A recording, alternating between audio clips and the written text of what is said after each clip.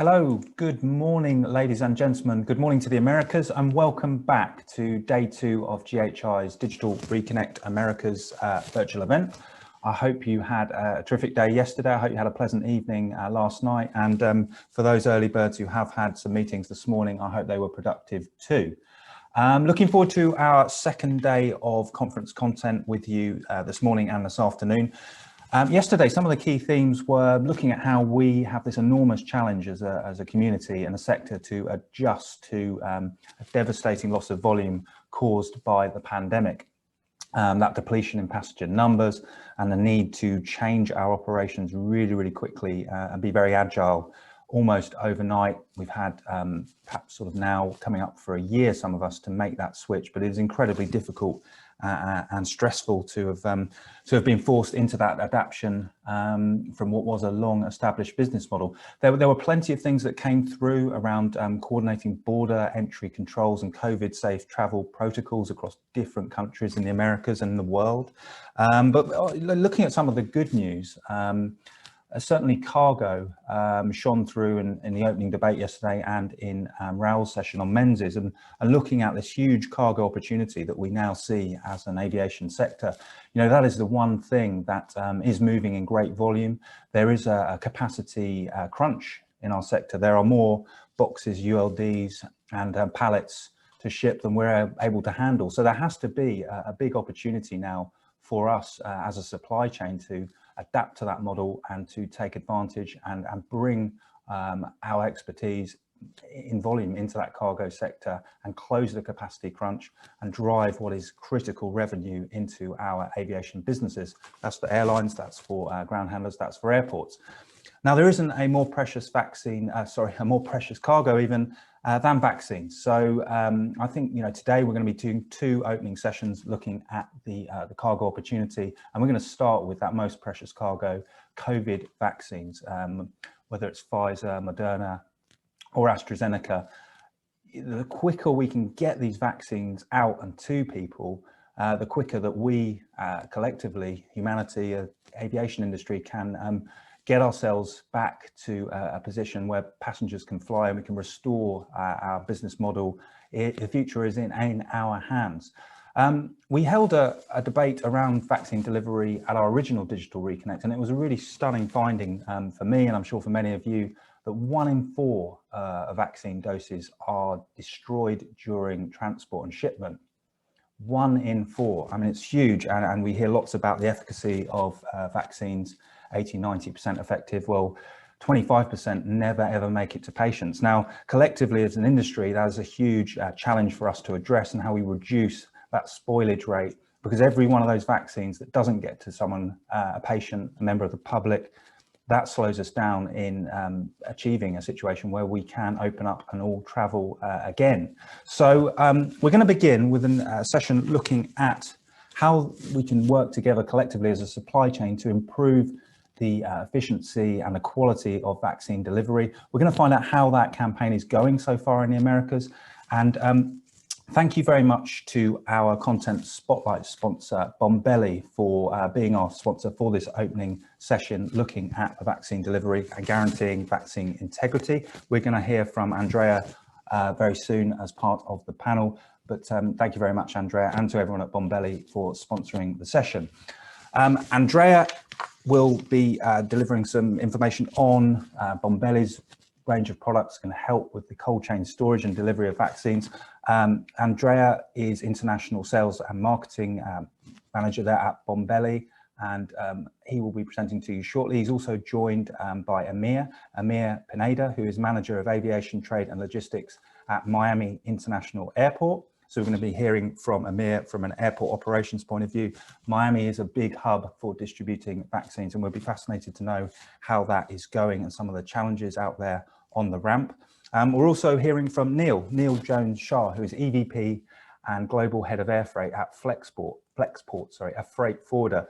How we're going to structure this one, we are going to lead off with Emir and Neel delivering a joint presentation on Miami International Airport and Flexport's work delivering vaccines. And we're then going to hear from Andrea at Bombelli about their equipment range and some of their challenges supporting the delivery and rollout of the vaccination program.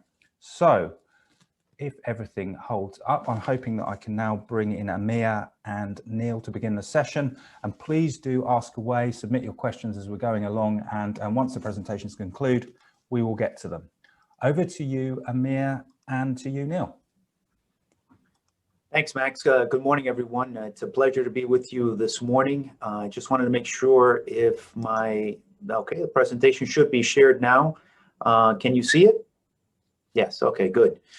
Well, again, good morning, everyone. It's a pleasure to be with you today. Emir Pineda from Miami International Airport, Manager of Trade and Logistics, and also on the Board of Directors of the TIACA Association. Neel? Yeah, I'm Neel Jones-Shah. I'm EVP Global Head of Airfreight at Flexport, also on the Board of Directors for TIACA. Worked very closely with Emir for the past several years, so it's a pleasure to be on this panel with him. Thank you. Thank you, Max, again for the opportunity to speak to you today about ensuring the integrity and the distribution of the COVID vaccine. Neel and I will be discussing this topic together from different perspectives, that of an airport operator and that of a freight forwarder, and I guess everything in between.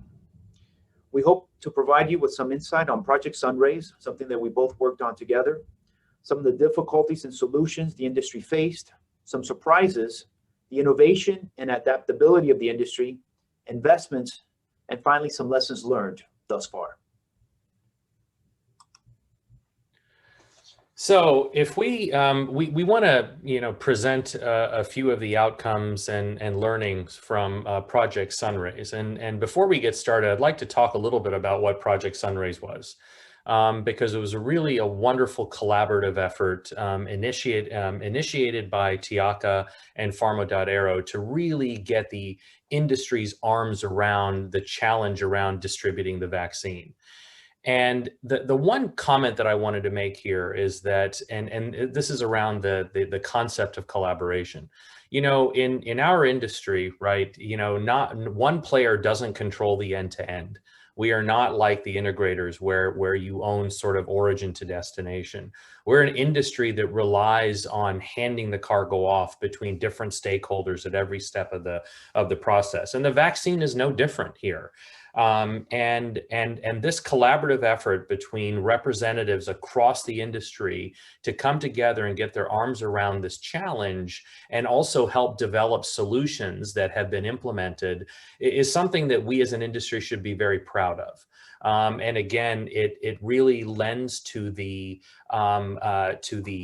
strength of collaboration, and when we work together, what we can accomplish. Next.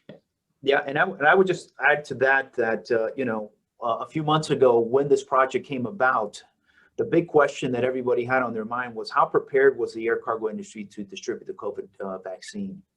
And the answer to that was that only 28% felt well prepared.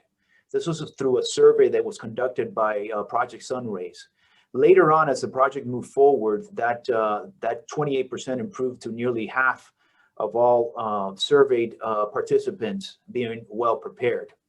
Now, to put a little bit of context and just a little bit of background to that, and to kind of speak a little bit to the audience, the closer you are to the supply chain, meaning the pharma manufacturers, the more prepared you felt.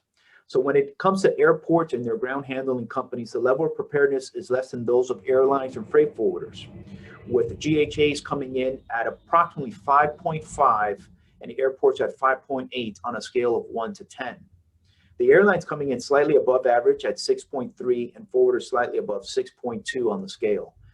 At the top of the scale were the solution providers, mainly the ULD and packaging providers at 7.2.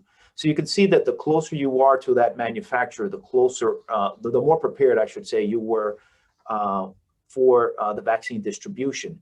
But like Neel was mentioning, collaboration is the key between the supply chain members to improving the preparedness for the distribution of the vaccine. You had to put aside competition and really focus on the end game, and that end game was saving lives. So with the distribution of the vaccine, obviously end-to-end logistics has never been more important, right? This is about speed, security, reliability, and transparency. And for the next few slides, we're going to dive a little bit deeper into each of these categories.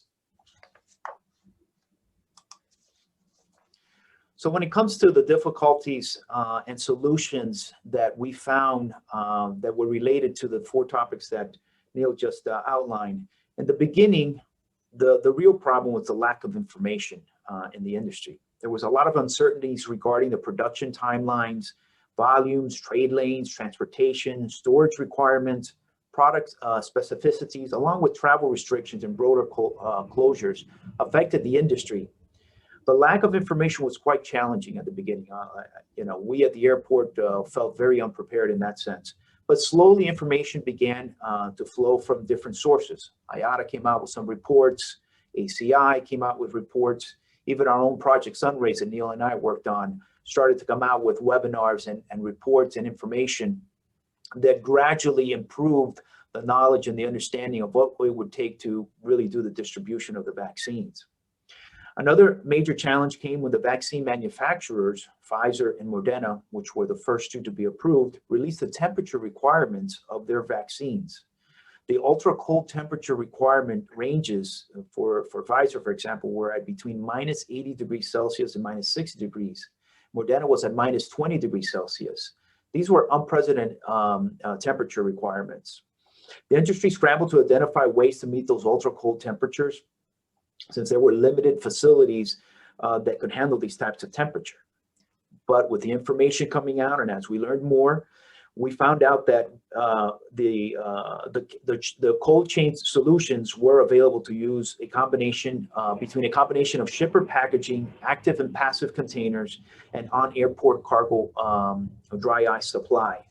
So all of this made it a lot more easier to understand what it would take to distribute the vaccine. When it came to operational requirements, our airport, like many others around the world, found itself mapping out all of the available cargo parking positions, cool space infrastructure, updating training, working with our GHAs, and to ensure the safe handling of the vaccines. And finally, and lastly, most importantly, we worked with our cargo community to launch, in our case, what we called MIA VAC 19. This was a task force that was formed, which was made up of both public and private stakeholders, including airlines, ground handlers, trucking companies, forwarders, federal agencies, the Florida Department of Health in our case, the local government, logistics providers, along with local associations, with the purpose of planning and preparing for the COVID-19 distribution. This community approach has proven quite successful for us and many other airports around the airport, including Brussels, Singapore, Amsterdam, Edmonton, just to name a few.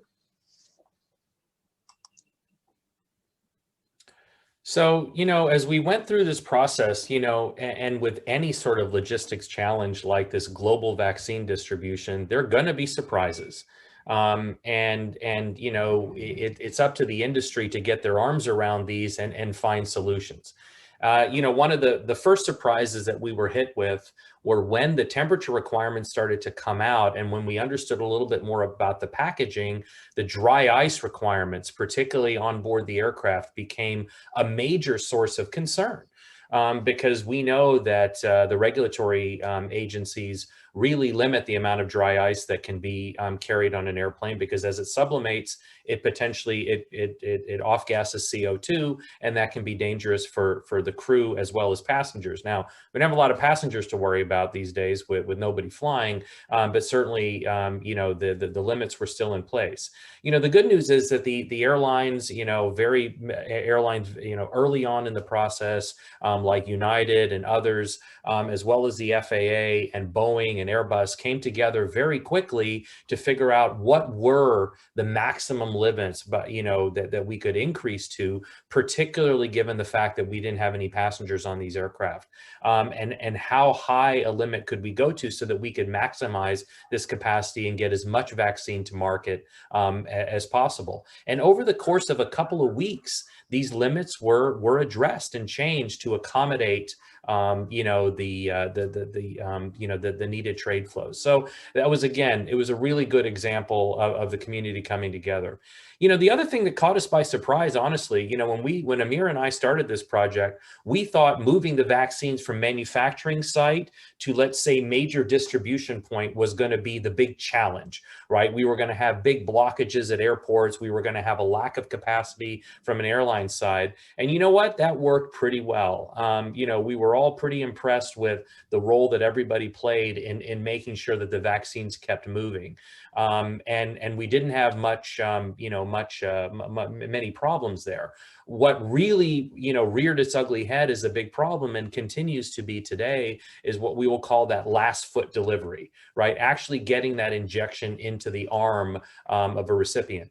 That has proven to be the biggest challenge because at a local level, and this is a global problem, you know, the delivery of the vaccine actually has not been sort of thoroughly thought through or worked out. And so, you know, you do get vaccines that get too close to the final destination, and then you get some spoilage because they don't have enough people signed up or enough people to actually do the vaccinations.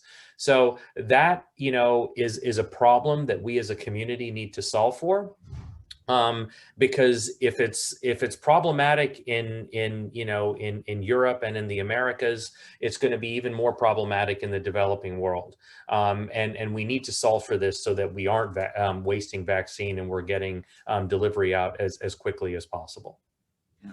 And the only thing I have to add to that, I mean, there was one major surprise we had here at Miami Airport, and that was that dry ice manufacturing, there is none in Florida. We get our dry ice from Georgia. So all of the dry ice has to be trucked down to Miami, which, you know, if you're not planning and preparing and anticipating, it could create a problem.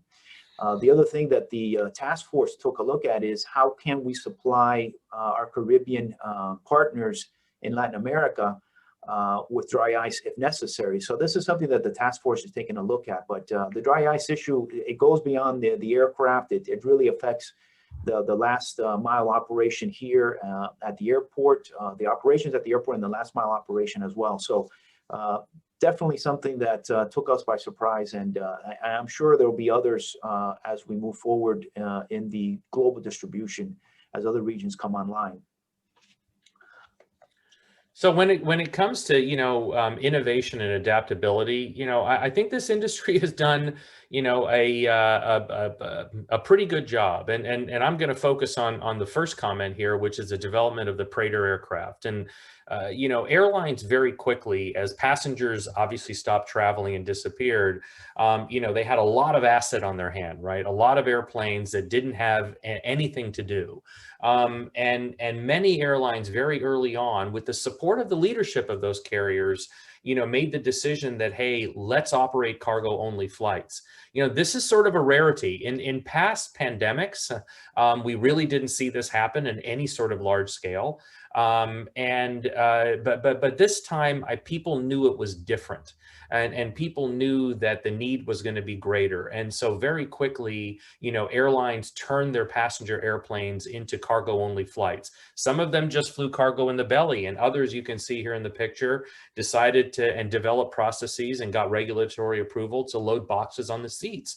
And some carriers like Emirates and Air Canada and Qatar and Lufthansa and others actually removed their coach seats because they could do so quite quickly to create even more space for cargo in the upper deck of these passenger planes. This really proved to be a godsend for the industry, certainly during the early stages of COVID, when we were trying to get PPE around the world because, you know, many parts of the world had zero inventory of PPE and weren't prepared for the onslaught of patients that were going to be descending on the healthcare system. And so these aircraft continue to fly today in vast numbers and are representing a good percentage of the global capacity. And so hats off to the community and to everyone, because even from a ground handling perspective, those of you who have been involved in these flights know it's very difficult to handle a Praetor because you're hand loading every single box on these upper decks. And so instead of a 2 or 3 man crew operating loaders, you've got 10 or 12 people forming a bucket brigade. That's a completely different sort of mindset. It's completely different operation. And so, congrats to the industry for being able to implement these quite quickly and quite well. Yeah. Amir? No, that's absolutely true, Neel. I'm always surprised by the ingenuity of the air cargo industry and what they're able to accomplish when, a challenge like this comes about. In our own community here in Miami, we were recognized by the local community and the government as being the leader for the implementation early on of operating under the health guidelines of the CDC, wearing masks, social distancing, extra cleaning of equipment in high touch areas, as well as reducing employee gathering areas such as lunchrooms and bathrooms. We became the example for our community here in Miami for that. And obviously the ground handling companies did a great job of adapting to this. They pivoted quite nicely to this new development in loading freighters, in handling the vaccines. And again, we're recognized locally by our community as being the leaders in this process.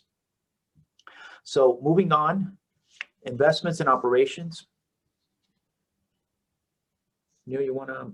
Yeah, absolutely. Sorry, I wasn't sure if this was mine or yours, but yeah, in terms of investment and operations, I think, one of the lessons that we've learned, and continue to learn, sometimes in very painful ways, is that we are woefully underinvested from a cargo perspective, not only in the US and Europe, around the world. Really, and the stems from a very age-old issue that typically a lot of the investment that's done in and around the airport, and also amongst and within an airline, is done on the passenger side of the business, right? That's where all the glamour is and has been, since the beginning. And passenger terminals and passenger airplanes and amenities and all tends to take the vast majority of free cash flow when it comes to an R&D perspective, and cargo is often waiting for whatever is left at the end. And so what we did see, and I'm sure many of you on the panel or on the call today, in your local gateways, probably experienced severe backlogs in terms of breaking down cargo, facilities that were terribly constrained, and a lack of technology to help facilitate, the movement of cargo. We are an industry that operates in the 20th century, but we are well into the 21st century. It's 2021.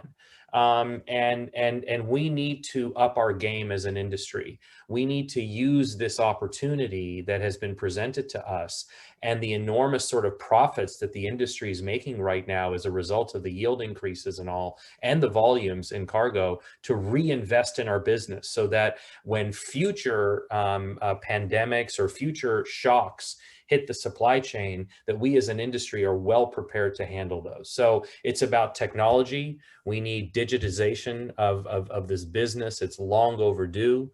It's infrastructure. It's actual cargo terminals. It's more warehouses. It's better roads in and out of the airport. And these sorts of crises are only going to become more common. And so as an industry, let's make a concerted effort to prepare. Could agree more. And definitely here at Miami and many other airports, there was an effort to try to improve facilities. I know here at Miami, because we have a large amount of cooler space and infrastructure, that wasn't really something that we focused on, but we've realized, like you were saying, Neel, the need for digitalization of the industry. We're looking at now different types of cargo community systems that would align us and make us a little bit more efficient in the communication and in the processing of the cargo at the airport. I also like to recognize the contribution of the federal agencies providing clearance for the cargo every day here at the airport and many other places. Their experience and dedication to making sure all regulatory and security protocols are being adhered to while making sure commerce continues to flow in an efficient manner cannot be understated. We are fortunate at Miami and many other airports to have such a great relationship with the authorities and meet with them on a regular basis. And with the COVID crisis, it was no difference. They stepped up right away right from the beginning. We talked about the security processes. We talked about how we can make the clearance of the vaccines in a more efficient manner, having basically a green lane. Many airports follow the same effort, but it really underscores the need for further innovation and further investment in cargo facilities across the world and across airports. Okay, last slide, lessons learned through this whole process, and this is just a small list. There's so many lessons to be learned still, but we felt that some of these we could share with you from my perspective and from Neel's perspective.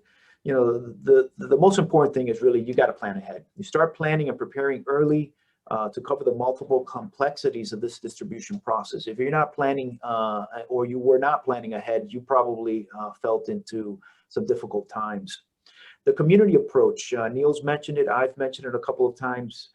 You have to be inclusive as possible, get feedback throughout the supply chain, and make sure that there's buy-in early. Neel, you want to add more from your perspective from a forwarder? Yeah, I mean, look, I mean, as we've mentioned during this presentation, we require collaboration in this industry. No one entity controls the end-to-end. And so we rely on each other through partnerships, through handoffs, whatever it might be. And we need to support one another, and we need to develop, technology and digital tools that make those handoffs more seamless. Yeah, absolutely. Couldn't agree more. On the security front, it's an important factor that shouldn't be overlooked. I've mentioned it a couple times, Neel as well. Security should be approached from both a physical and a cyber perspective. Be aware and accept many companies will not reveal information about vaccine shipments for security reasons, no matter who you are or what you work for or who you work for. That is the case here in Miami. We, though I have very good relationships with the airlines, many of the airlines are not sharing the information on the flights associated with the vaccines. And I've checked with colleagues around the world, and this is true for many of my colleagues at different airports. Security is paramount. I mean, I recall that as soon as the vaccines were approved in the UK, there was a cyber attack on some of the logistic companies associated with the transportation of the vaccines in the United Kingdom. This shows that there are elements out there that are looking at this industry, that are looking at this potential possibility to rob, to cause chaos in the process of the vaccine distribution. So you really, really need to be prepared for that. Infrastructure inventory. I mentioned this earlier that it's very important to map out the infrastructure available at your airport to understand what is available, what is not available, what you can offer, what you cannot offer.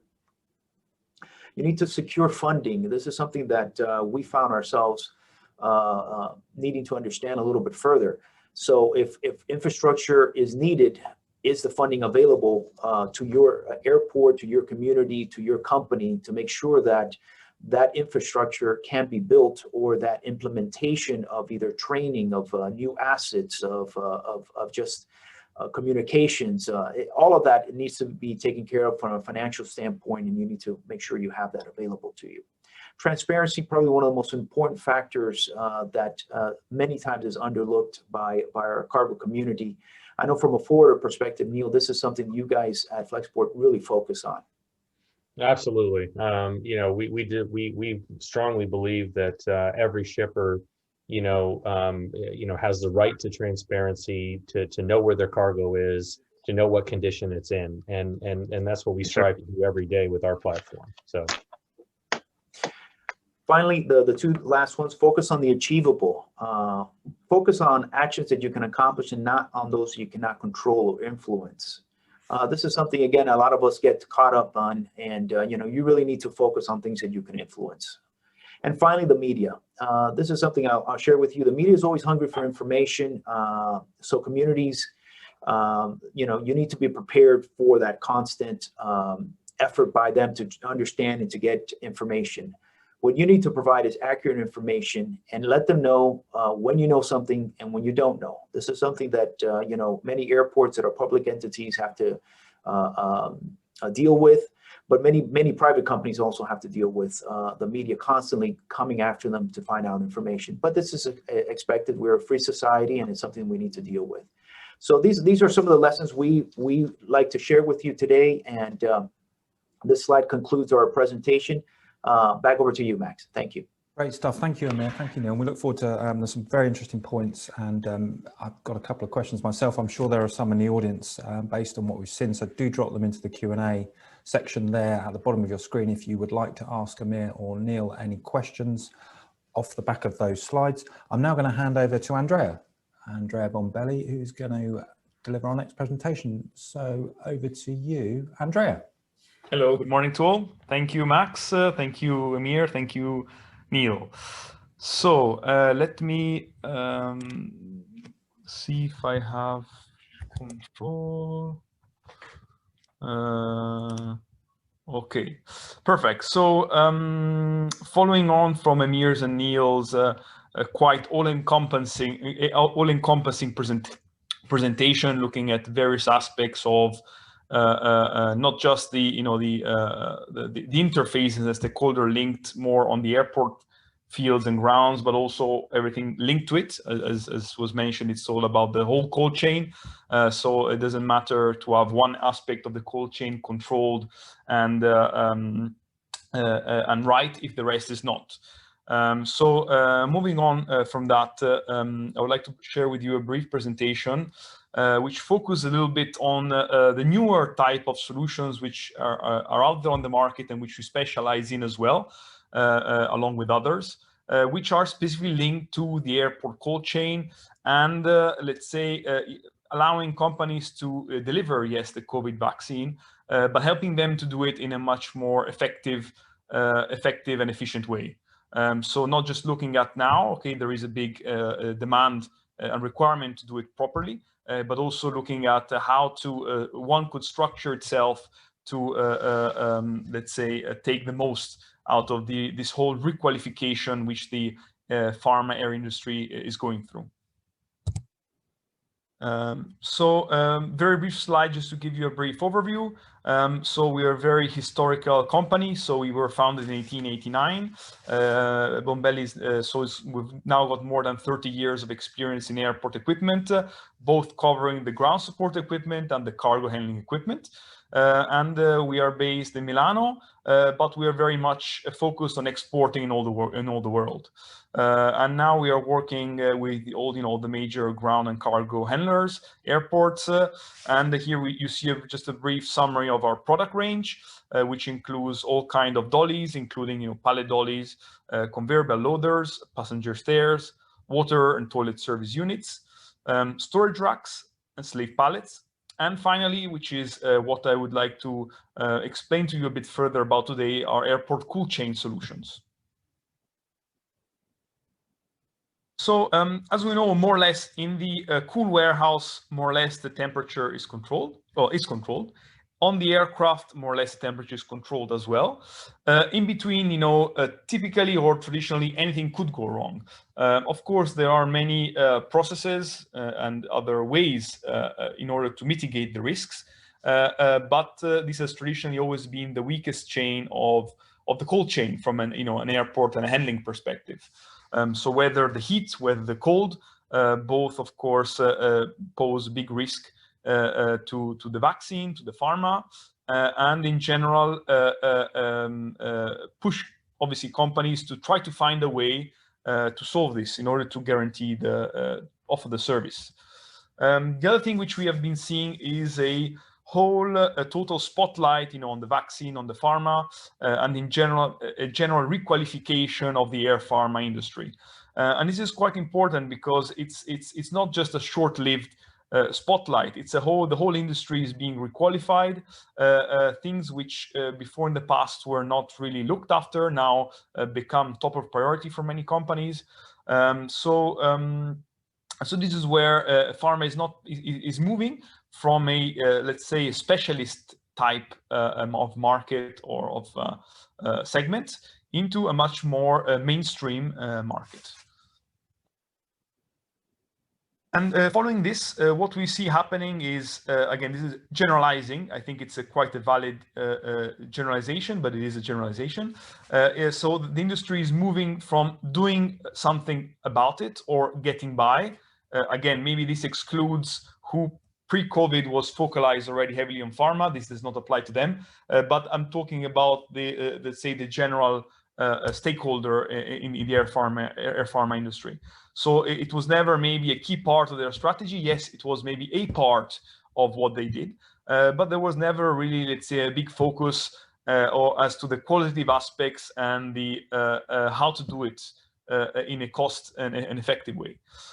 So what we're seeing is now the whole industry also fostered by the fact that passenger traffic is down. So of course, this moves people to capitalize and try to follow what is growing. And so the industry is shifting from, you know, this sort of approach, again, generalized approach, not for everyone, but let's say a generalistic approach, to a much more targeted approach, which is really linked to getting it right first time, every time. So there is no more, we should be able to do it, or we are able to do it usually, or doing it, but linked to some very, let's say, non-very representative KPIs, which don't really talk about the quality of the cold chain and the services offer. Nowadays, really, there's a big focus on the quality of the service offered, both from a ground handler's perspective, an airport's perspective, an airline's perspective, which at the end of the day helps to attract new customers and have better retention, thanks to giving the better service. But also what is, I think, quite important, and this is where I think we are moving now in the last 6 months, we are moving from, you know, an emergency phase where it was important, yes, to handle it properly, and there was a much more focus on that. But now I think, and this is where it would be interesting as well to hear Emir's and Neel's opinions later, the shift from let's say the qualitative aspect now to, okay, now we have to do it well, and we have to do it in an efficient and profitable way. Because yes, we are still in a general emergency, but the peak, let's say, of the emergency has passed, or well, we hope has passed, and we are now moving on a much more, let's say, business as usual emergency. And of course, in doing that, each company has to find more efficient and effective ways, which result as well in lower operational costs. In specific, this is where we are really helping worldwide the industry with our two core products, our Arctic cool dollies and Arctic storage racks. And in specific on the pharma industry, as mentioned both by Emir and Neel, we have a very collaborative approach. This is at the basis of anything, let's say, linked to pharma and the aviation field. So whether we are working, with our partners worldwide to start with our standard products and co-develop them in order to match them to the individual needs, such as these cases here, or working and being part of also as well of specific pharma specific organizations which look at the cross-industry collaboration throughout the various stakeholders. So this at Bombelli, we truly believe is a key part of our, let's say, of our way to support the industry.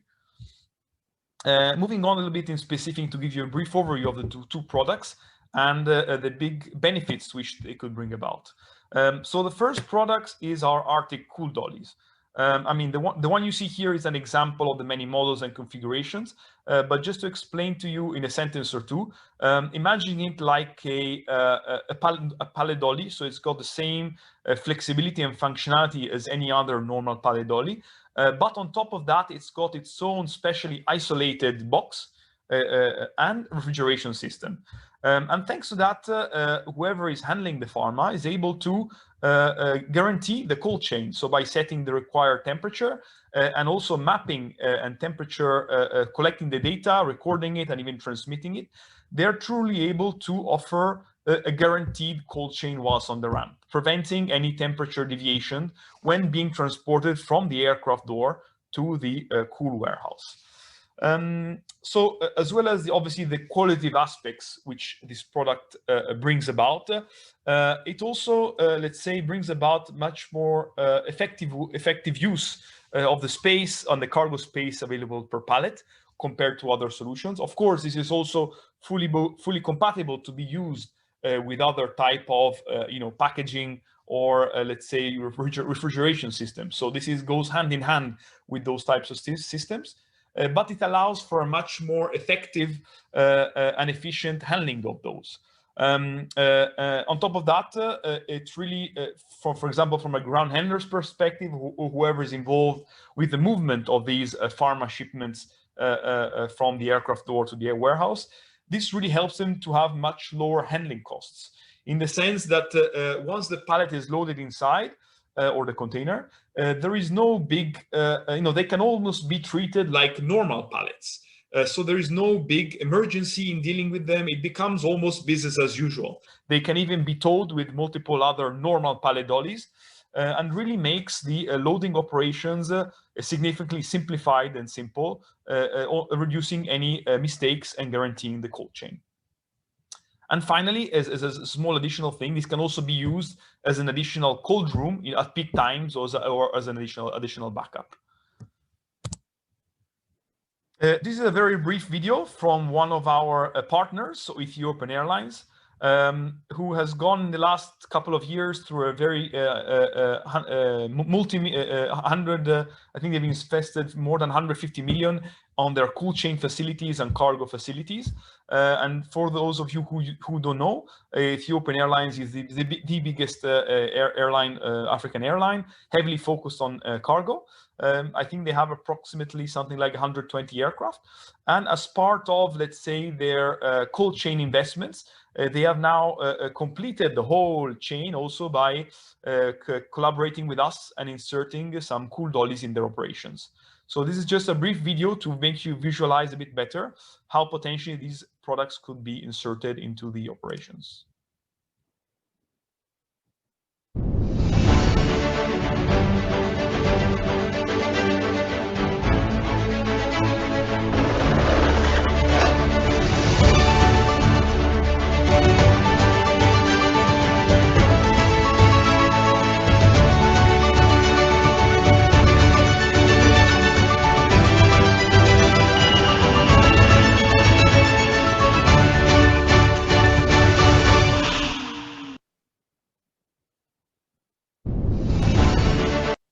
Apologies. Okay, moving on to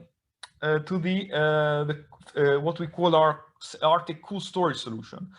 So essentially, this is taking our vast experience with the Arctic Cool dollies and applying it to a cool storage perspective.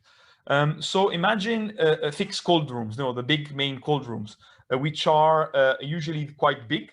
They are usually fixed. They have to be placed indoors and require quite long time frames in terms of implementation to get any permits, etc. So we've taken that concept and done the total opposite. So we've created an equipment type approach to a cold room, which essentially is totally flexible in the sense that it allows for both indoors and outdoors placement, because it can be fully worked outside in the cold, in the snow, in the heat, no problem. It can also be moved about in time, so it's not totally fixed to the ground, meaning that it allows whoever owns this equipment to actually move it around within the airport if required, or actually reallocate it between other stations if necessary. The time frames in order to set this up are really fast, because everything gets pre-built, and the only thing which needs doing is simply to connect it to the electricity mains. So really the time frames are significantly shortened, and it's a plug and play type solution. In terms of models, again, we have many different models to cater for different types of ULDs, temperature ranges, and so on. I think this is a great new type of product which we are proposing in the industry, which is really which we are seeing a lot of success with, because it really allows for bigger operations for these to be integrated into bigger operations in support of the main cold rooms, in order to give additional cold storage space and more flexibility. So these are the two main things. And also in smaller operations, these can be used as as the main cold room, or let's say an integral part to what is already existent in terms of cold storage facilities.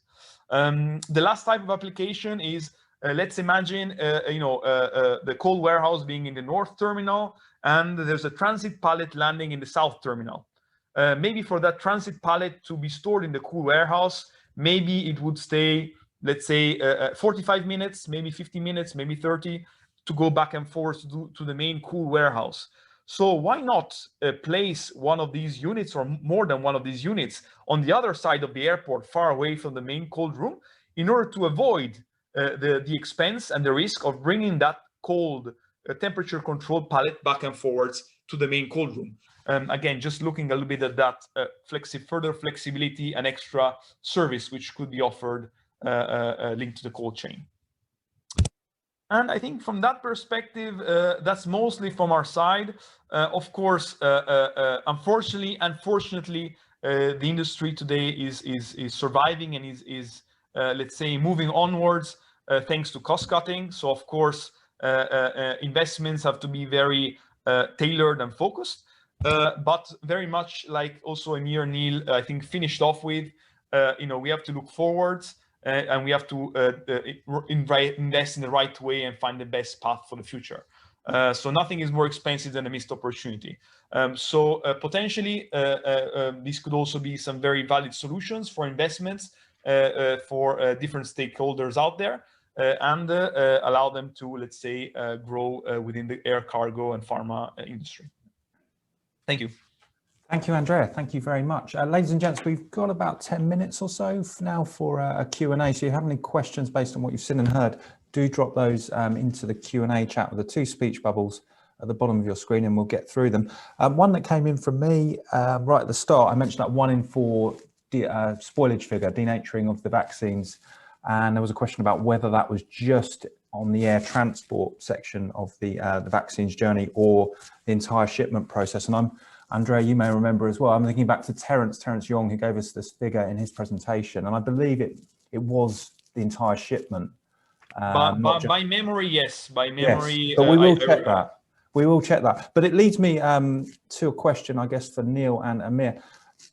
Compared to that historic figure we've got there of 1 in 4 not making it through to the patient, how do you think the program is delivering so far? Are we achieving a better than 3/4 delivery ratio, 75% effective?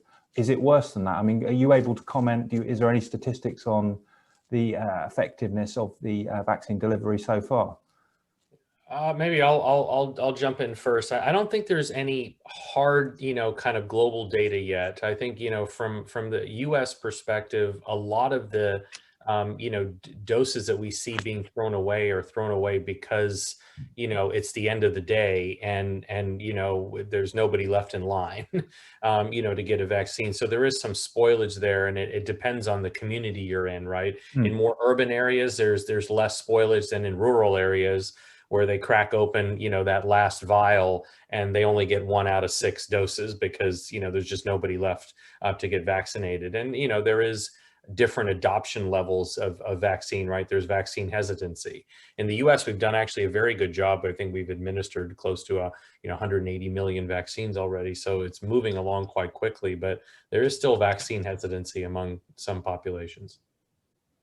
The only thing I would add to that is that obviously, this issue is something that's being looked at by various health departments around the country as to how we can reduce that. And I think there's work being done now to improve upon that figure so that we don't have any waste going on. I know here in Miami and in Florida in general, what we have done is the governor here has been very open about making sure that the distribution of vaccines has been opened up to all sorts of communities. I mean, we have pharmacies providing vaccinations, we have Walmarts, we have local churches, we have local community centers. So it's getting more and more widespread. I think that is helping to get more vaccines into people's arms. But like Neel was saying, I mean, sometimes you do find yourself in a situation where, you have more vaccines than people register. And the problem, in going back to my initial comment, is trying to coordinate and communicate and making sure that the vaccines that are available are distributed and is communicated to the community so that we don't have that waste. What about if we do narrow it down to the freight forwarder airline handler aspect of the journey, what are the common pitfalls there, and how, can you give us a comment on how those are being addressed? I guess I'd like you to talk, if you could, about the importance of staff training in that region of the supply chain to ensure that shipments are being loaded correctly. Can you give us a comment? Well, I could start, and again, I think in our presentation we covered communication is critical, collaboration is critical. Mostly what I've heard is that things have been working pretty well here. Now, I do have to say that we have not seen the huge influx that I'm expecting later in the year as more vaccines become available for export from the United States to the Caribbean and Latin America. We have vaccine shipments every single day. This is something that the industry handles. It's a pharma shipment. We know how to do that. We've been doing it for years. But it's only one part of the process. Where I think issues pop up is in that final mile.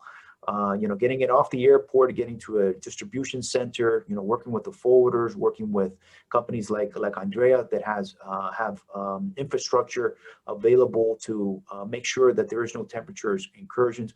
All those things are available out there, but that last mile is always that most difficult part to really solve. And I'll turn it over to Neel, because he can address that part, I think, a little bit better than me from the airport perspective.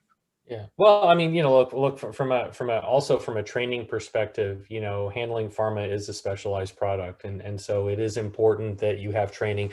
This also begs to, making sure that you have a stable workforce, working within the ground handling facilities at the airports, within the forwarding community. I mean, it means you have to pay people properly. You have to, make sure that you retain, folks, because the training liability can be quite significant. And as we get into more and more specialized products. So, I think we learned a lot, through this crisis, in terms of, how to manage for these. The thing is sort of, codifying this and making sure it's part of, how we operate going forward. Guaranteeing that stability in the workforce at this point for a lot of handlers, airlines too, incredibly difficult to do given the financial pressures that the industry has experienced. So it must be a big challenge connecting the expertise with the fact that the resource to feed it is difficult to.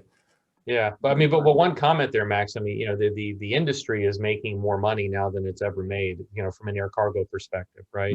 So there is money to do things the right way, to reinvest, to build digital tools, to build new cargo sheds, to reinvest in your workforce, to make sure that they have an incentive to not leave. That we just have to have the wherewithal to do those things. Yeah, the industry has had its best year. The airlines that move cargo have had their best year ever. I mean, the ones who are public, their stock prices are at 52-week or 5-year highs, right? So, while the airline industry has suffered, cargo has done quite well through this pandemic. You put that very eloquently during the presentation. I scribbled the notes down as you were making that point. Where would that money for you? Where does that money need to be invested immediately, and what are the immediate levers we should be looking to press there? From my perspective, I think right now we have seen major backlogs and issues at the terminal.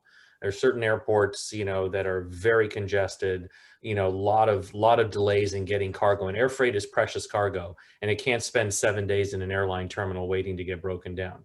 And for those handlers on the line, I'm sure they have many stories of that happening, within their own ecosystem. So the airports have to get serious about continuing to build infrastructure that supports, 21st century cargo volumes and pandemic sort of volumes. And then it's technology. We just need to up our game. We need a sea change when it comes to technology, and we need to bring this industry in the 21st century, because by implementing technology, we are going to be able to increase throughput in these facilities. By managing our front yard more effectively, we can get more trucks in and off the dock. We can, by scanning cargo and not having to do manual entries, we can move more cargo through the terminal. So even if we can't build more terminals, with technology, we can get more throughput through our existing facilities. So there's a combination of things that need to happen here. Thank you. Andrea, just looking at the slides around the Arctic cool dolly, is that Pfizer compatible? Because I understand that obviously the Pfizer vaccine has very deep freeze temperatures. Correct. Of course, as we well know, Pfizer is the only different one, so to say, from the others in the sense that as of today, then the future, most likely could be different, as they have hinted and anticipated. It requires very deep freezing compared to a lot of the other vaccines out there.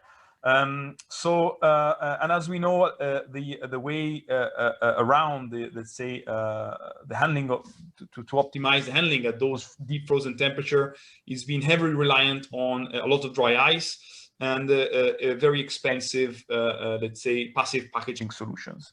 In a way, yes, they go hand in hand in the sense that there is still the need as of today for a box with special insulation and a lot of dry ice, yes. But of course, if this is, for example, let's think about the summer months, if this is exposed, there is some tolerance and autonomy in this type of packaging and solution.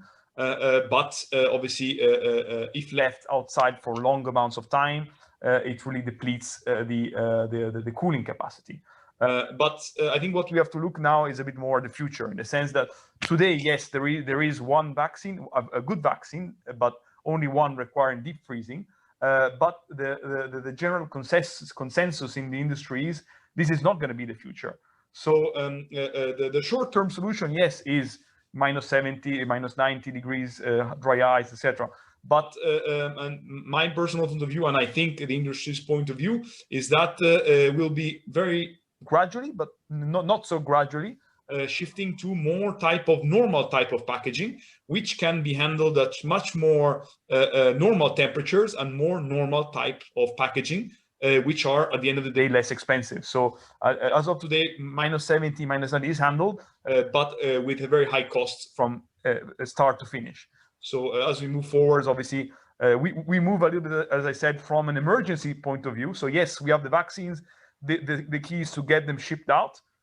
Now we are looking at how can we optimize that and work in the longer run.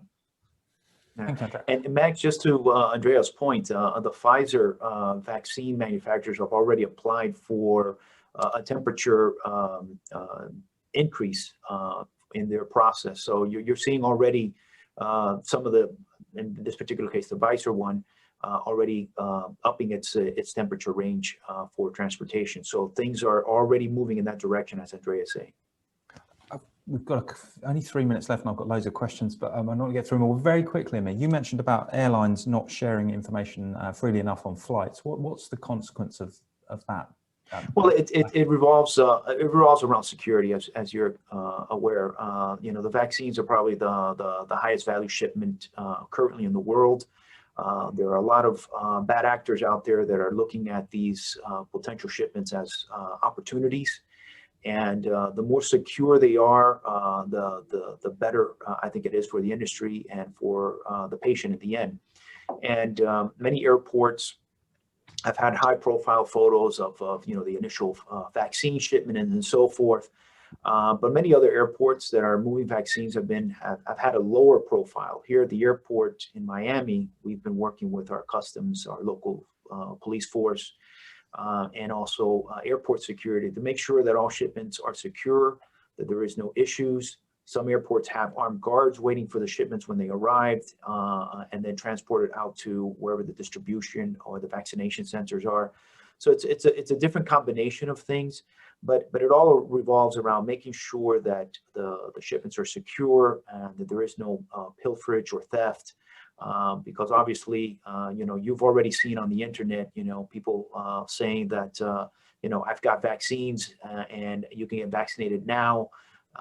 And there's theft going on and taking vaccines to countries where no official vaccination is occurring. So all these things are already happening, along with the cyber security perspective, which is something that obviously is also a big threat.